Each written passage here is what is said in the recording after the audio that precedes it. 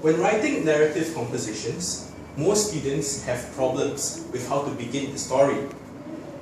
Whenever you write a story, the beginning of the story is essential, because oftentimes when readers read a story, they want to be thrilled from the beginning. So if your introduction is boring, you will not likely get the marks that you desire.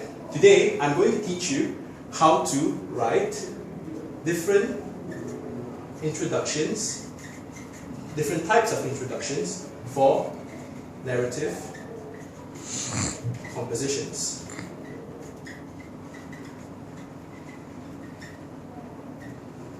The first method for writing introduction that I'm going to share with you is description.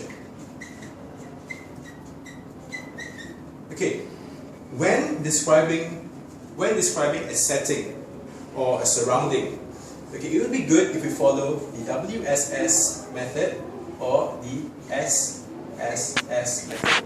WSS stands for weather, sight, and sound, and SSS stands for surroundings, or you can have smell, sight, and sound.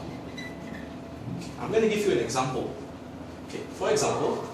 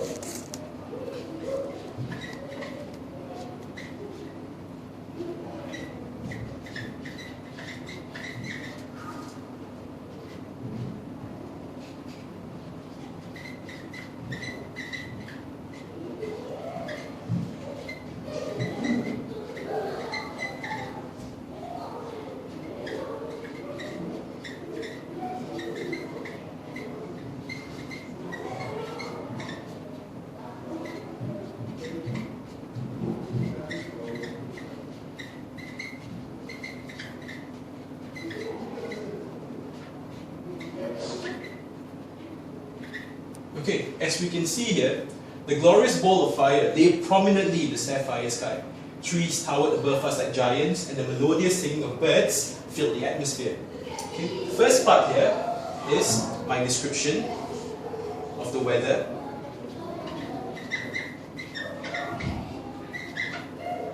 Okay, and the second part is what I see. Okay, so this is my sight. And lastly, this is what I hear. So this is my sound. Okay, so if you want to write a good description, it's good to follow this format. Next, I'm going to talk about flashback. Now, what's a flashback? Okay, a flashback is a technique used, okay, to show that the writer or the narrator is recalling something which happened in the past. Okay, when writing a flashback in a first-person perspective, it's good to use the present tense because it shows. I mean, when you're writing a flashback in the first-person perspective, treat it as though you're writing a diary. Okay, so you can start with, okay, I can still recall what happened. Okay.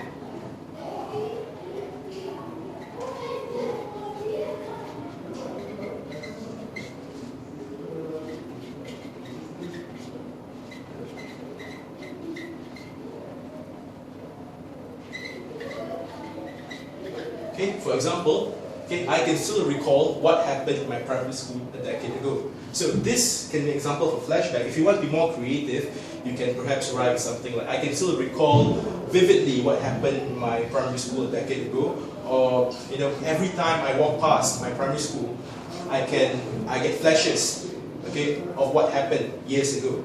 Okay, so these can be examples of how to write a flashback. Okay, next, I'm going to talk about sound effects.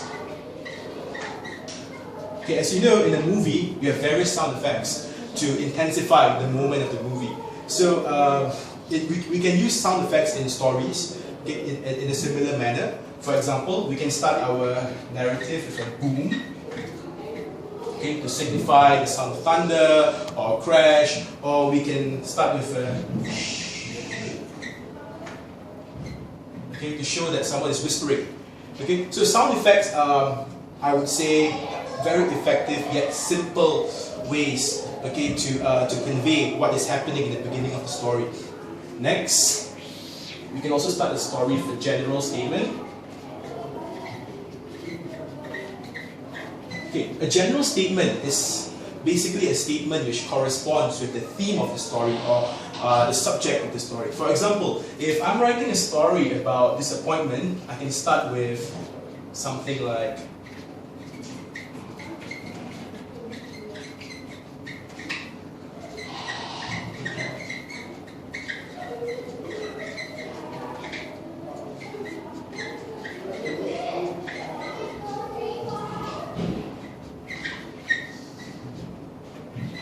okay, in this example, disappointment is an emotion that is often felt too late. Okay, when I use a sentence like this at the beginning of the story, the reader will automatically know that my story has something to do with disappointment, or it is about someone getting disappointed over something. So general statements, okay, are also effective.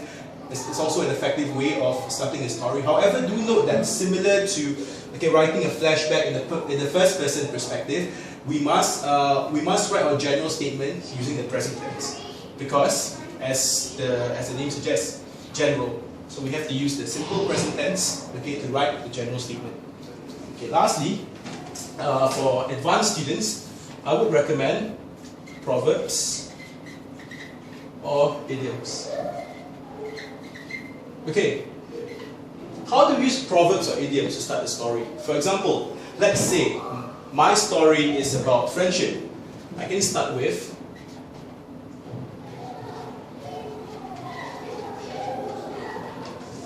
a friend in need.